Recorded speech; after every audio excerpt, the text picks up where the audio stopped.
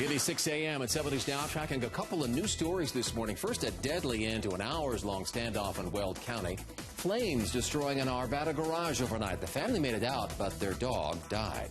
And right now, a former Colorado woman infected with the deadly Ebola virus is on her way back to the U.S.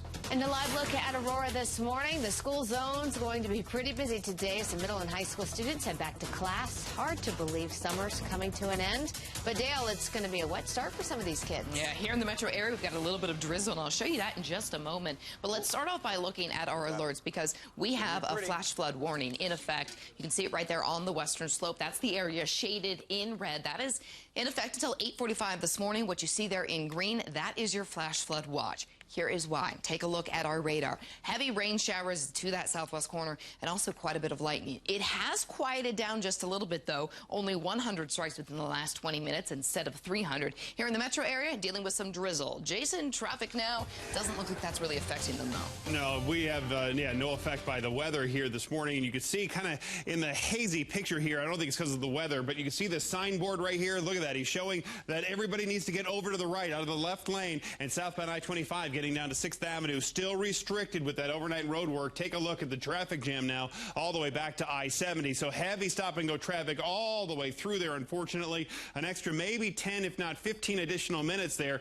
We've also seen some area heavy traffic already on that trip down to 84th and 88th Avenue from that north side of town. So it already looks like we're going to have a pretty slow drive in from that north side. Everything else checking clear for now. Thank you, Jason. 6:01. You'll be seeing a lot of signs flashing around Aurora today. Today is the first day of school back for most middle and high schools in the city of Aurora. Tyler Lopez live for us there with something new that Aurora is considering for those school zones. Right, Mitch, we know that middle and high schoolers will go back into these crosswalks today. For elementary school kids, it'll be Thursday. But the city today considering a first, possibly putting photo radar vans in school zones like this at Rangeview High. So the group that will first get a look at it is the city's Public Safety Committee. They'll be the ones to decide if this proposal should even make it before the full city council. We're talking about a photo radar van, and while looking into this story, we found out that just because you speed past one of those vans, that doesn't mean you'll get a ticket. But state statute says that 9 miles an hour or less, they have to be given a written warning first. So that means whenever you see a photo radar van, you will not immediately get a ticket unless you're going faster than 10 miles per hour over the speed limit. Now, on this street, Telluride Street, the limit is 30, but when kids are present, it's 20. So if you're actually going 30 miles per hour, that's when you could get a ticket. The city estimates they could generate about $200,000 in revenue from this. They'd also have to have 2 part-time staffers, though. But even if it clears the committees and the council, Kelly, we're still months away from implementation. All right, Tyler, thank you. At 6:03 today, the woman accused of causing this very serious crash on Colfax heads to court to hear the charges against her. Investigators say Emily Strock ran a red light on East Colfax last month, crashing into 6 people, and prosecutors think she was high on pot. And new this morning, flames from a garage fire killing an Arvada family's dog. That fire reported about 2 this morning over on Otis and Columbine. Firefighters tell us they kept the damage mostly to the garage. The rest of the house does have some smoke, some water damage. Everyone inside did get out safely. A classic car also destroyed. Weld County investigating a deadly end to an hours-long standoff. Deputies trying to serve a kidnapping warrant at a Keansburg home yesterday evening. Well, SWAT getting 2 men and a woman out of the home before that other man barricaded himself inside. Early this morning, SWAT noticed 2 bodies inside the home. One of them is the suspect. Deputies haven't identified that other person. 6:04 and some breaking news in Gaza, where a new 72-hour ceasefire appears to be holding for right now. That ceasefire started about 11 o'clock. That's our time last night, ahead of the truce.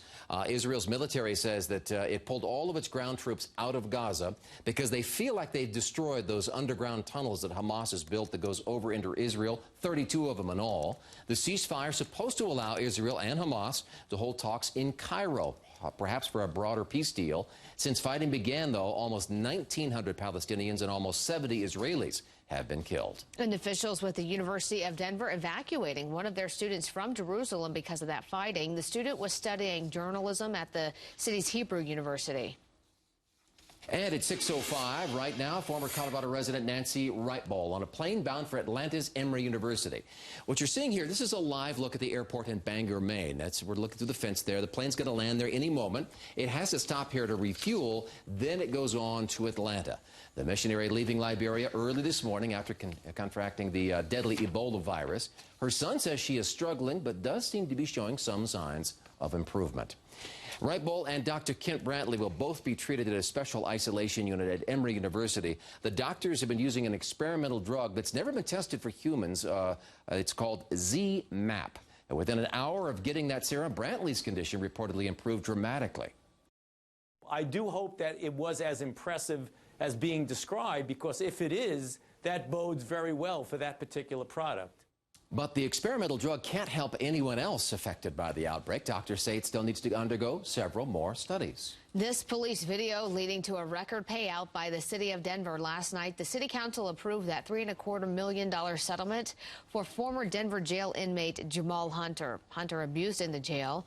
Councilmember Jeannie Fotz, the only one to say no on this. She said she was concerned Hunter's injuries weren't severe enough for such a large payout. A new contract with Denver police officers now headed to city council. Officers approved the deal just yesterday, and it includes some new benefits and gradual pay increases over the next 3 years. The first would kick in January 1st at 2.5%, and officers would also get to take their birthday as a holiday. The wait for justice today. A couple of cold cases in the metro area head to trial. First, Andre Jackson, one of 3 men accused of a brutal home invasion robbery 20 years ago.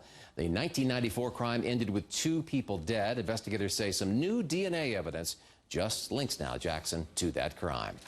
In Arapahoe County, the murder trial begins for this Aurora man. Investigators say James Fennell shot and killed a man he saw flashing a lot of cash at a strip club. This was back in 2010. Detectives couldn't arrest Fennell until about May 20th, when some 13 witnesses placed him at the crime scene. Well, a couple dozen people showing up at the city council meeting in Commerce City last night to try and save this drive-in theater. The 88 drive-in could be forced to close. The city citing some traffic problems with the delay in emergency vehicles. So they released this statement last night saying ownership has leveraged their existing space to maximize patrons, and this reduced their ability to manage the traffic and increase congestion on adjacent streets. The mayor says he wants to keep the theater open, and he urged the owners to work with law enforcement on this. The city council also moving to restrict the use of those electronic cigarettes. The ordinance would ban the e-cigs in public buildings. In Parker, town leaders voted last night to ban e-cig sales to anyone under 18. There will be another town hall meeting in the town of Brush, I should say, on whether to allow the recreational pot sales. This is a story we've been following here on 7 News, and the city council decided last night to hold another public meeting. This will be August 18th. About 100 people showed up to the meeting. Boulder City Council wants your input tonight on a couple of ideas for the November ballot. The first, whether the city should offer broadband service to the residents there in Boulder. The second, a 3-year sales tax hike to help fund improvements to University Hill, also the Boulder Creek Path area.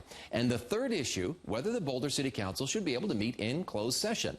All 3 passed their first readings. 6:08, it's time to check in with Dale, standing by on a 24/7 weather center. And I've got your bus stop planner for you right now. So as those kids are getting ready to head out the door, just some kids, don't worry, not all kids are going back to school just yet. Temperatures are going to be in the 60s. We are still dealing with a little bit of drizzle and some light rain, especially kind of closer to that Boulder area where Mitch was talking about. Heading home, it's going to be temperatures right about 80 degrees for most of those students.